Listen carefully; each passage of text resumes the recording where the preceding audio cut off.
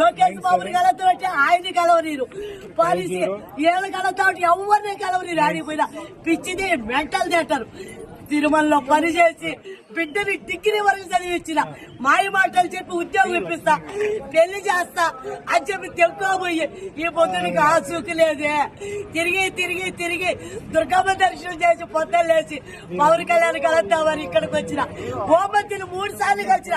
చేస్తా వీళ్ళు అనేది ఇప్పటి వరకు నా బిడ్డలు ఆసూకే లేదు. దయచేసి నా బిడ్డలు ఎంచారు వచ్చి బయట పెట్టండి. దయచేసి నా బిడ్డను ఉద్యోగం ఇప్పించి పెళ్లి చేయండి. నా కాడికి రాకుండా పర్వాలేదు.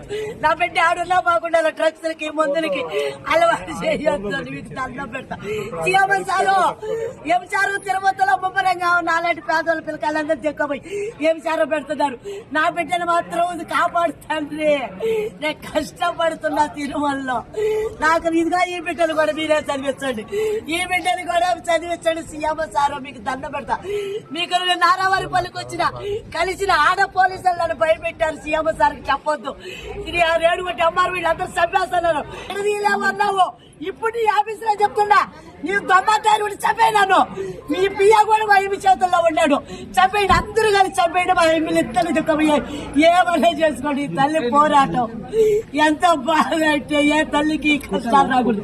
ఏ పేదవాళ్ళకి పిల్లలు దిక్కుపోయి వ్యాపారం పెట్టి తల్లుల్ని ఆఫీసుల చుట్టూ తిరిగి తిరిగి తిరిగి కొట్టినారు. డిఎస్పీ ఆఫీస్ కాడికి పోతే ఈ విధంగా కొట్టారు.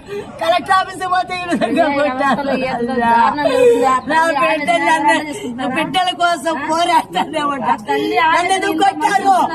నా బిడ్డ కోసం పోరాటం తప్ప 20 ఇండ్లు ఖాళీ చేయించారు. 20 ఇండ్లు ఖాళీ చేయించారు. 20 ఇండ్లు